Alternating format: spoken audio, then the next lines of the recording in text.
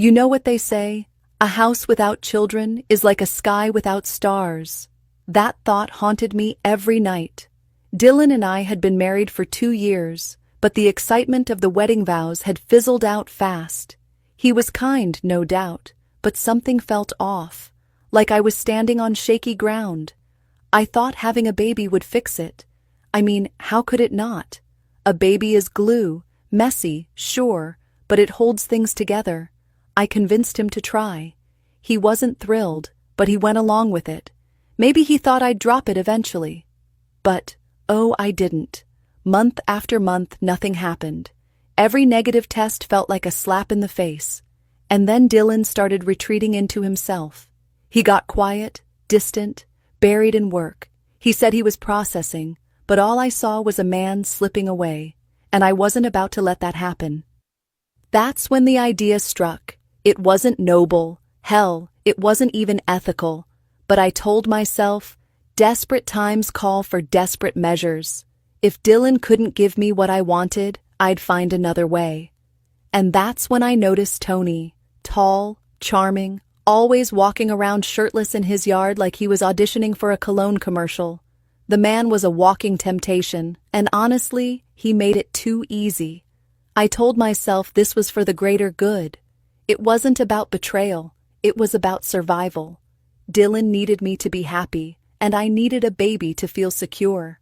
A woman has to play the cards she's dealt, I thought, and I was ready to stack the deck. So, I started plotting. Little conversations here, a casserole there.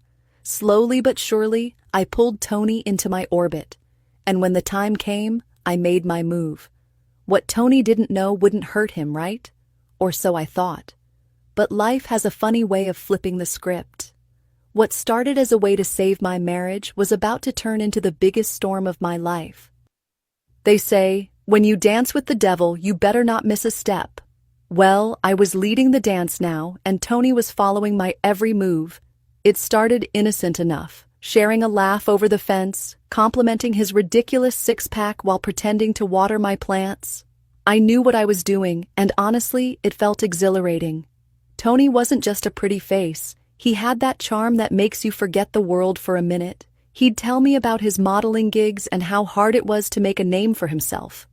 Poor guy, struggling to make rent while looking like a Greek god. The irony wasn't lost on me, but I didn't care about his problems. I had my own agenda. It wasn't long before I invited him over under the guise of helping with the kitchen sink.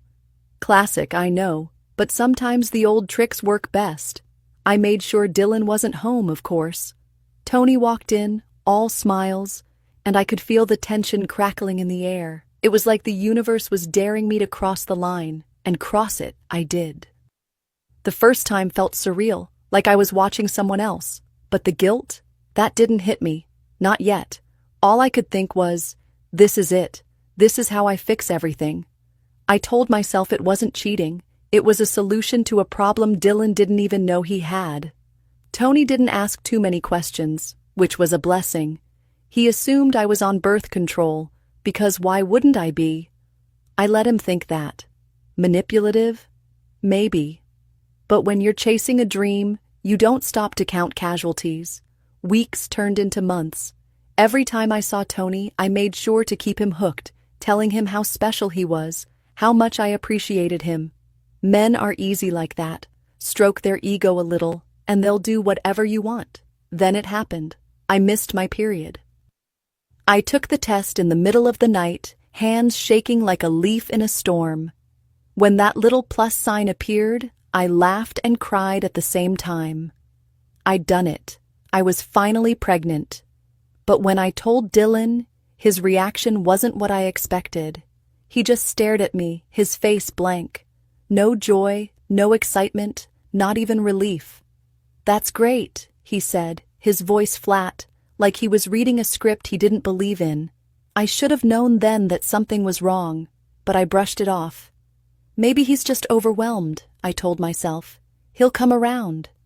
So I threw myself into planning for our happy future, hoping his mood would improve. But Dylan, he wasn't the same. He started making these little comments, these cutting jokes that left me wondering if he knew more than he was letting on. And just like that, my dream of a perfect family started to feel like a house of cards, trembling in the wind. They say, you can't build a castle on quicksand. And boy, was my foundation sinking fast. Dylan's mood was like a dark cloud hanging over our house. No matter how many times I tried to talk about the baby, about how we'd decorate the nursery, or how much I wanted the little one to have his eyes, he'd just nod absent-mindedly or drop one of those sharp little jokes. You know, he said one night, swirling his whiskey like it held the answers to the universe, I hope the kid takes after you. Lord knows we don't need two of me in this world. The way he said it, with that bitter edge, sent a chill down my spine. I tried brushing it off, telling myself he was just stressed. After all, a baby changes everything, right? But deep down, a seed of doubt had started to grow. Did he know? No, I told myself. He couldn't possibly. I'd been so careful, so calculated. This was just him being moody, and I'd fix it. I always fixed everything. Then came the night I found the papers. It was late, and Dylan had fallen asleep on the couch, still clutching that damn whiskey glass. I was tidying up when I saw the folder on the coffee table. Curiosity got the better of me. When does it not? So I opened it. Divorce papers. My name staring back at me in bold letters. My heart stopped. I mean, full on, chest tightening, can't breathe kind of stopped. This wasn't just a rough patch. This was the end game. I stormed into the living room, clutching the folder like it was a loaded weapon. What the hell is this, Dylan? I yelled, waking him up so fast he nearly spilled his drink. He rubbed his eyes, his face darkening when he saw what I was holding. So, you found them, he said, his voice calm in a way that only made me angrier. So I found them? That's all you've got to say? You're planning to leave me, and you didn't even have the decency to tell me? My voice cracked, but I didn't care. That's when he snapped. Tell you? Tell you what, Liz? That I know the baby isn't mine? That I've been sitting here, pretending everything's fine, while you've been sneaking around behind my back? The room went silent. I swear I could hear the blood rushing in my ears. What are you talking about? I stammered, trying to play dumb, but the look on his face told me it was useless. I'm sterile, Liz, he said, his voice cutting through the air like a knife. I've known for months. I didn't tell you because I wanted to see how far you'd go, and guess what? You didn't disappoint. I felt like the floor had been ripped out from under me. Sterile? That couldn't be true, but the way he said it, the conviction in his voice, I knew he wasn't lying. Still, I tried to salvage the moment. That's impossible, I said, my voice shaking. The baby is yours, Dylan. You're wrong. He let out a bitter laugh, standing up and grabbing a folder from his briefcase. Am I? Because this says otherwise. He slammed the medical report onto the table, and I couldn't even bring myself to look at it. I was cornered, trapped in my own web of lies. But the worst was yet to come. There, staring at Dylan, my throat dry and my mind scrambling for a way out. But before I could even open my mouth, he delivered the final blow. Good people talk, Liz, he said, his eyes narrowing. They've seen you. Running across the street to Tony's place, him slipping over here when he thought I wasn't home. Did you really think no one would notice? My stomach twisted into knots. Of course the damn neighbors. Nosy little buzzards always peering out their windows like their lives depended on it. I could feel the color draining from my face as Dylan's words sank in. He wasn't guessing. He knew.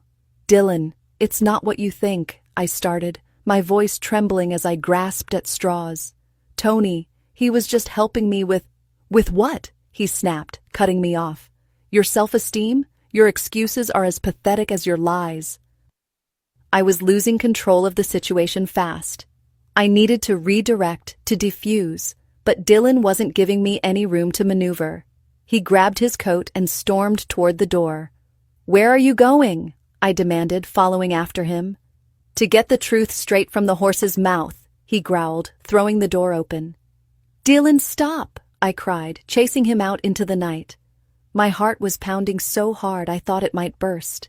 He was heading straight for Tony's house, his fists clenched, and I could see this ending badly, very badly. Dylan pounded on Tony's door like he was trying to break it down. It wasn't long before Tony opened it, looking confused and a little scared. Hey man. Don't hey man me, Dylan barked, stepping inside without an invitation. Tell me the truth, Tony. How long have you been sleeping with my wife? Tony's face turned pale, his eyes darting between me and Dylan like a trapped animal. What? What are you talking about? I jumped in, trying to salvage what little was left of my dignity. Dylan, this is ridiculous. Tony's not— Shut up, Liz, Dylan snapped, his voice booming. Let him talk. Tony hesitated, his hands trembling. Look, I didn't mean for anything to happen, he stammered, but she started it. That was it. The dam broke. Dylan let out a bitter laugh, shaking his head like he couldn't believe what he was hearing. She started it, huh? Well, thanks for clearing that up, Tony. You can go back to whatever you were doing. This is done. Tony's mouth opened to protest, but Dylan didn't give him the chance. He turned on his heel and walked out, leaving me standing there, exposed and humiliated. I followed him back to the house, my mind racing for a way to fix this. Dylan, wait, I pleaded, grabbing his arm as he reached the door. We can talk about this. Please, I love you. He pulled away, his eyes colder than I'd ever seen them. Love me? He echoed, his voice dripping with disdain. You don't know the first thing about love, Liz. If you did, you wouldn't have done this. I stood there, frozen, as he disappeared into the house and slammed the door behind him. The sound echoed in my chest, final and unforgiving. For the first time, I realized just how badly I'd underestimated him, and just how far I'd fallen. Then I ran after Dylan to our house. I thought we needed to talk again. People say, the best defense is a good offense, so I did what any cornered animal would. I lashed out. My voice was shaking, but I didn't care. How could you keep something like this from me? I demanded, pointing at the medical report he had thrown on the table. You knew you were sterile, Dylan. Why didn't you say anything? You made me go through hell for nothing. He stared at me, his face unreadable, but I could see something flicker in his eyes, hurt maybe, or disappointment. You think I knew? He said, his voice calm but with an edge sharp enough to cut glass. Liz, I didn't know. I found out a few months ago. I went to the doctor because I was worried about why we weren't conceiving. That's when I found out. I scoffed, trying to keep my composure. And you didn't think to tell me? You let me think this was my fault? Do you have any idea what I've been through? Dylan's jaw tightened, and for the first time in a long time, I saw a crack in his armor. You've been through? He said, his voice rising. What about me, Liz? Do you know what it feels like to find out you'll never be a father? To hold on to that pain and try to figure out how to tell your wife, only to find out she's already pregnant with someone else's child? His voice broke on the last word, and for a moment, I saw the raw, unfiltered grief he'd been hiding. It hit me like a freight train. He wasn't just angry, he was broken. I opened my mouth to say something, anything, but the words caught in my throat. I couldn't deny it anymore. I had done this. All of it. I had lied, manipulated, and betrayed him, and now we were standing in the wreckage of a life I had set on fire. I'm sorry, I whispered, my voice barely audible. Tears started streaming down my face, and for once, they weren't crocodile tears. Dylan, I don't know what I was thinking. I wanted us to be happy. I wanted to fix things. Fix things? He repeated, his voice bitter. You didn't fix anything, Liz. You destroyed us. And for what? To trap me with a baby that isn't even mine? I broke down completely then, sinking to the floor as the weight of my actions crushed me. I was scared, I sobbed. I thought I was losing you. I thought a baby would bring us closer. I made a mistake. A terrible, unforgivable mistake. Dylan stood there, silent, his hands clenched into fists. I could see the struggle in his eyes, the war between his anger and the love he once had for me. And then, for the first time since this nightmare began, I saw a single tear slide down his cheek. He wiped it away quickly, but it was there, a silent testament to how deeply I had hurt him. "I loved you, Liz," he said quietly, his voice raw. "I really did, but this is too much. I can't come back from this." "No," I whispered, shaking my head. "Dylan, please, we can work through this. I'll do whatever it takes. Just don't leave me." He looked at me then, and the finality in his eyes was like a punch to the gut. "It's too late, Liz," he said. "Some things can't be undone. The divorce papers are already filed. I'm sorry, but this is the end." I wanted to scream, to beg, to promise him the world, but deep down, I knew he was right. There was no coming back from this. As he turned and walked away, I sat there on the cold floor, my tears falling freely. They say, "You reap what you sow," and I was finally facing the bitter harvest of my own making. They say, "You don't know what you have until it's gone." Well, I was getting a front row seat to that lesson in real time. Dylan packed a bag the next morning, barely saying a word. He didn't slam doors or yell. He just moved like a ghost, quiet and deliberate. And that hurt more than anything. I tried to talk to him, to stop him. "Dylan, please," I begged, standing in the doorway as he zipped up his bag. "Don't leave like this. We can talk. We can fix it." But he didn't even look at me. "I've said all I needed to say, Liz," he muttered. "I'll have the lawyer contact you about the details." The words were cold, like ice slicing through my chest. "So that's it? You're just walking out?" My voice cracked, and I hated how desperate I sounded. He finally looked at me then, his face a mixture of pain and exhaustion. "What else is there to do? You lied to me, Liz. You cheated. You used me. How am I supposed to stay after that?" I had no answer. What could I say? He was right. The silence between us was unbearable. Then he picked up his bag and walked past me, leaving the house without a single glance back. The sound of the door closing felt like the final nail in the coffin of our marriage. A few days later, I decided to confront Tony. If Dylan wasn't going to stay, then maybe, just maybe, Tony would step up. After all, he was part of this mess too. When I showed up at his house, he looked surprised to see me. "Liz, what are you doing here?" he asked, his voice wary. "We need to talk," I said, stepping inside without waiting for an invitation. "About the baby." His expression shifted instantly, from surprised to defensive. "What about it?" "It's yours, Tony," I said bluntly, "and I need to know where you stand. Are you going to help me, or not?" He ran a hand through his hair, looking like he wanted to be anywhere but here. "Liz, this wasn't what I signed up for," he said, his voice shaky. "You told me you were on birth control. You lied to me." I felt my temper flare. "Are you seriously playing the victim right now? You knew what we were doing. This isn't just my responsibility." "Yeah, but it's not entirely mine either," he snapped. "You manipulated me, Liz. You planned this whole thing, didn't you?" I opened my mouth to deny it, but the words wouldn't come. He wasn't wrong. I had planned it. But hearing him say it out loud made me feel small. Tony sighed, his shoulders slumping. "Look, I can't do this," he said. "I'm barely keeping my own life together. I can't take on a baby, and I sure as hell can't deal with you." His words hit like a slap. "So you're just going to walk away? Like Dylan did?" I asked, my voice trembling. He hesitated for a moment before nodding. "Yeah, I guess I am." By the end of the week, I was alone in every sense of the word. Dylan had moved out, Tony was avoiding me, and even my parents had distanced themselves, ashamed of the mess I'd made. They say, "You made your bed? Now lie in it." And there I was, lying in the ruins of everything I'd tried to build, with no one to blame but myself. Looking back, I can't believe how blind I was, how selfish, how utterly foolish.